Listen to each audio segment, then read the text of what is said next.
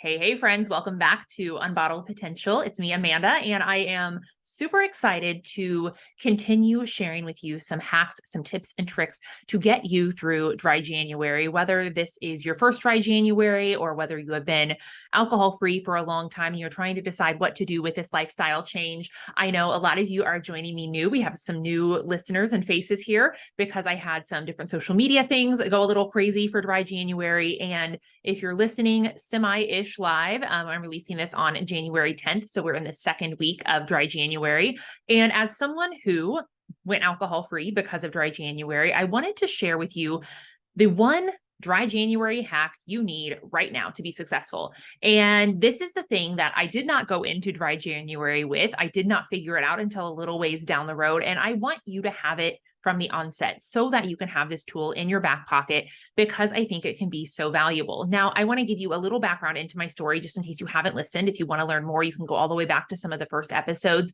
But I quit drinking in January 2017 as a test.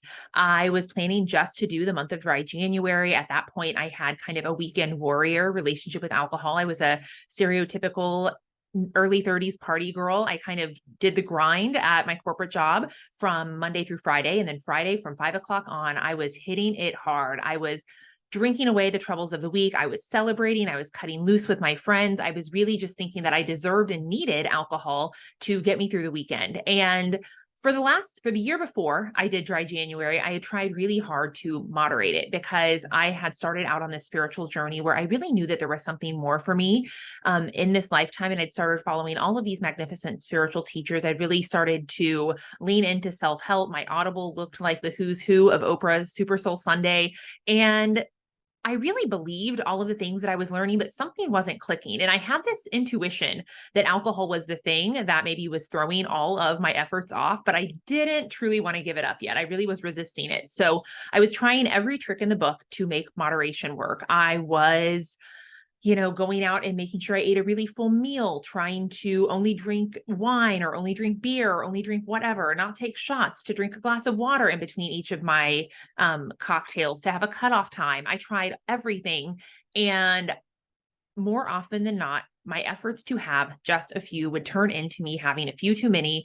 And even if a few too many was three sometimes, because I was also becoming hypersensitive to alcohol at this point, which is a whole nother theory that I'd love to share with you later. But I started to become hypersensitive. So sometimes a few too many was three. And I just could not come out of this kind of comatose, gross, unmotivated, anxiety. My friend Maureen and I called it the sadness state that I had the next day. And that didn't feel good because I was a motivated, ambitious woman who had all of these things that I wanted to achieve in my life. And yet I could not peel myself up off of the sofa to do anything other than go rally and get the hair of the dog in me. And so Saturday I'd go to boozy brunch. We probably stay out because I live in Texas. So there's all of these beautiful patio experiences. And I just thought I was living it up and doing what I was supposed to do. And that felt good until it didn't, until it started to feel not good.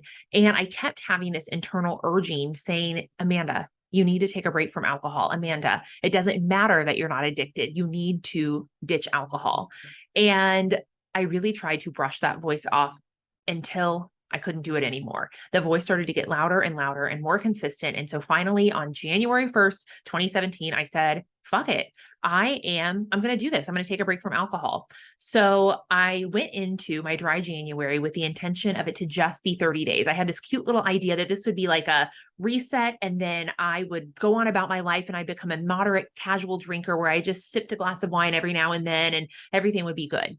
That was truly my delusional fantasy. And I say this because I bet some of you are thinking the same thing right now. Or maybe some of you are taking a month off of alcohol because you really hit it hard November and December and you just feel like you need to do a little reset, a little cleanse. And I honor that. And I ask you to keep listening because I want to acknowledge that's where I was. And I shifted something that truly changed my life. So remember, I was living this life that seemed glamorous on the outside, but it didn't feel good on the inside. And I wanted for more. Okay. So I do this month of January, and within the first 2 weeks, as things happen, most of my friends who had said they were doing dry January started to fall off. They, had a slip up or just kind of said, screw it, and threw in the towel for a party or a dinner or whatever. And so by mid-January, I was kind of the lone wolf doing dry January. I had one other friend who did it every year, who was sticking it out. God bless her. Thank you, Summer, if you're listening. And she's actually the one who introduced me to the concept of dry January. And other than that, I was all on my own. And I remember this moment of, oh my gosh, is this really the hardest thing that we have ever done? No, this isn't that hard. I had this moment of, I switched from being kind of resistant to being stubborn and being rebellious and thinking, if you can't do it, if my friends who are all capable, high achieving individuals can't do this thing for even 3 weeks, let alone a full month, then I'm going to stick it out, because I want to be the champion at the end of this. I want to be the person who has stuck to my goal, stuck to my commitment. I want to be the person who's different. And that was the initial point, a pivot point in the shift in the way that I saw taking a break from alcohol. I saw it initially as something I had to do because I wanted to drink differently. And then all of a sudden, it became something that differentiated me from the crowd. And not that I was trying to be different from my peers and friends. I loved them and really had found this camaraderie with drinking with them. But something said, this, Amanda, is the wrong perspective. It's not you. You are looking at this all the wrong way. If you can look at this as an opportunity, if you can look at this as a differentiating factor, if you can look at this as a kind of a magic pill or a magic bullet, you are going to have a way different experience. And so I started to see it that way. I started to see sobriety as a magic bullet, a shift, a differentiating factor. And by the end of the month, I had this sense of knowing that 30 days was not enough to change my relationship with alcohol. And because that 30 days had been so like uplifting and energizing and freeing, because guess what? I was no longer thinking about alcohol when I was going to drink. I was no longer doing the mental gymnastics of trying to figure out how I was going to moderate it. And I no longer was beating myself up or sulking around because I was hungover. All of a sudden, I had all of this energy. I was going to the gym 6 or 7 days a week because I was so excited and ecstatic, and that felt good to me. My body was recovering quickly. I felt strong and resilient, and I felt like I was kind of getting my footing under me. And then I started to get this attitude like, who are you to tell me that I can't socialize without alcohol? And first of all, that was a bold move for me because I am a little socially awkward. I'm a little introverted, and I thought alcohol was what brought me out of my shell. And all of a sudden I was like, that's bullshit. I'm powerful on my own. I can tell you what I'm going to do and what I'm not going to do. And I'm going to show you, world. I don't know who I was showing exactly at that point, just myself, that I can do life without alcohol. So I committed to an additional 60 days because I had heard that it takes 90 days to start a habit. I was like, oh, well, then it probably takes 90 days to change a habit. So I'll just do 90. So I committed to an additional 60 days so that I have a cumulative 90. And within that 90 days, I had my birthday, which I freaking love celebrating my birthday. So it was a big thing for me to not drink on my birthday. And I remember having one of the most lovely birthdays that I've ever had. And it just felt so, my friends drank and that was fine, but it felt so peaceful and so wonderful and so freeing and powerful that I could do that. And as I continued on, I got to my 90 days and I decided I'm going to do 6 months. I'm going to see. And in that 6 months, I started dating alcohol free. I really amped up the social factor alcohol free. I went on my first out of the country vacation, let alone a vacation that included a wedding at an all-inclusive resort and a piggybacked little jaunt over to Cuba, which is known for rum. I did buy 2 bottles of rum there that are still sitting on my bar cart, by the way, because I didn't know that I was going to keep going. I truly thought, hey, I'm not going to drink right now, but I'm going to go ahead and buy this nice rum so that I can have it. And it has been there on my bar cart to this day. So I didn't know what this was going to become, but I started to feel more powerful and more just more rebellious because I was doing something that whoever they are, told me was impossible or told me was stupid or told me was goody goody. And if it was goody goody to feel healthy, confident, happy, powerful, then fuck yeah, I want to be goody goody. I don't care. So I want you to start to make this mindset. I want to tell you my story. I wanted to tell you my story because I want you to have I want you to have my kind of insight into what I was feeling and where I went from to where I am now. Because I think that being alcohol free, if you choose to continue to pursue it, if you choose to take it seriously, even if it's just for this 30 days, though I hope you will use this as a springboard and let it be something bigger, it can do three things or you can look at it three different ways. You can look at it as an opportunity. I started looking at it at first as though it were a problem. I could not drink because alcohol was a problem, or everyone said that if you stopped drinking, you had a problem with alcohol. And that wasn't true for me. I didn't have a problem. I just drank on the weekends. I was just a weekend warrior. I was just a social casual drinker. I took the quiz. I asked my therapist. I asked the question. And some people will say, well, if you're asking the question, that should tell you something. No, because guess what? We've been socially conditioned to ask that one question. Should I stop drinking? Well, do you have a problem? And if the answer is no, you should figure it out. You should be able to get it under control. And I decided that was bullshit. Well, it was just a story someone had told me. So I decided that sobriety for me was an opportunity. It wasn't a problem. It wasn't admission of a problem. It was admission that I had an opportunity that I was going to pursue. All right. I have taken that opportunity and turned it into something really golden. There are so many things that have changed in my life. Among the few that I was able to leave my corporate 9-to-5 job and start my coaching business, that I have become a magnet for manifestation. I have stepped into the spiritual relationship that I craved, that I was reading all of these books about, but I couldn't quite grasp onto. I've achieved that. And it's always a growing process, but I've gotten to level whatever, better than where I was before.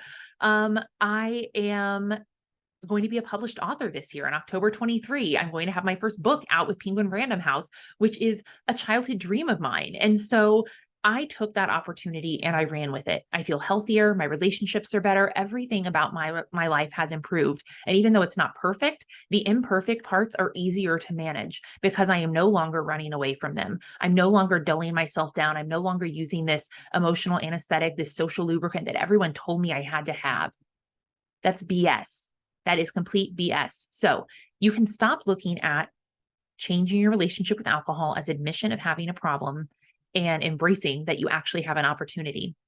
The next thing you can do is look at it as a competitive edge. I don't care in what aspect you're looking at it as, and that's not saying that you're better or, you are better than someone else, but a competitive edge in if you want to have results that other people cannot have, you have to start doing what other people will not do. So if that is in your career, if those are in your relationships, if that is in life in general, being alcohol free is going to give you a competitive edge that cannot be matched. And that is because most people drink. Most people drink, and actually most people drink to excess. So if you are someone who decided that you're not going to do that, you're not going to participate in that activity whatsoever, you are going to go further, faster, and with more integrity than everyone else. Look at, if I don't do content on this, but look at the list of celebrities who don't drink. Look at the list of successful entrepreneurs. Look at the list of, for better or for worse, past presidents. Most of them do not drink or drink very little. And that is because alcohol stunts your growth. It holds you back. It tethers you to the point of mediocrity. And you are not meant for mediocre. If you are listening to this podcast right now, you are not meant for mediocre. You are meant for something bigger. You are meant for something more. And somewhere in your soul, you know it, or else you wouldn't have tuned into this episode. All right. And so I want you to start looking at alcohol as a competitive edge. And I'm not just saying that in a career sense. If you want to live a life that's beyond your wildest dreams, you want to be financially abundant, you want to live where you want to live, you want to have the lifestyle you want to live, you want to be healthy and emotionally resilient and tapped in and at peace. Competitive edge. If you want to, I've had many people, I'm single as of the time of recording this, and I've had many people that I've dated look at me with this special look when I share with them that I choose not to drink. And I can tell for the right people that it's an edge that I have, that I'm not like every other woman out there who is, beholden to this rosé all day culture. I can see it in their eyes when it clicks for them. And that's a really special feeling, to feel like I have differentiated myself in the dating market. It's a differentiating or a competitive edge literally everywhere you go. You're going to be a better parent. You're going to be a better spouse. You're going to be a better worker, a better leader, a better whatever.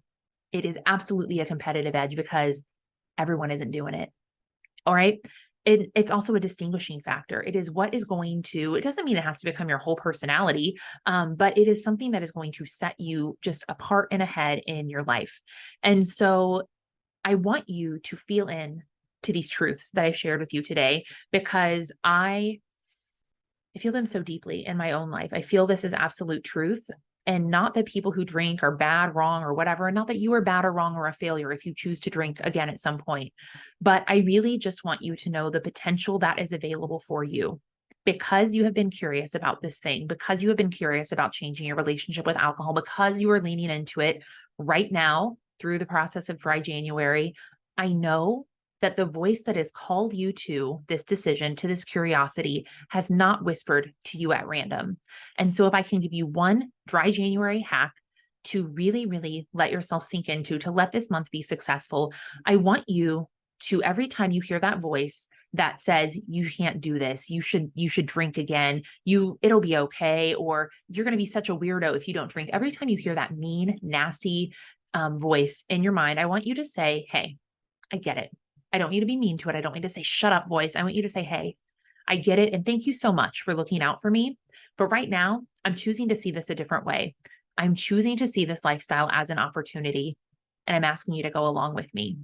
And if you have struggled with that, if you are someone who it makes sense when I say it, but you're not quite getting it, why don't we just do a little activation right now? I'm just going to do a little spiritual prayer and meditation. So if you are in a safe space to close your eyes, please do so with me.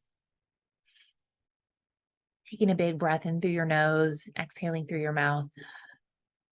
We call upon our higher selves, our guidance systems, the universe, spirits, angels, and guides who are watching over us. And right now in this moment, I ask for a miracle, a simple shift in perception to help you to shift from feeling deprived, punished, feeling like you were strange, weird, wrong, or different for not being able to handle alcohol the way that everyone else can, for not wanting to handle alcohol, for wanting to change your relationship.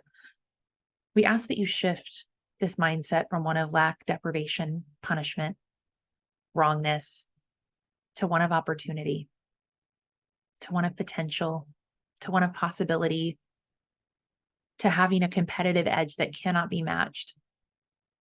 We ask you to let this person see through the eyes of possibility and potential the world that is available to them if they choose to allow this transformation to happen. Taking in one more big deep breath. Exhaling, and so it is. All you have to do, my friends, is to be willing. All that's required to shift your mindset is a simple willingness. It's an ask that you let the universe come in and rewire your thoughts.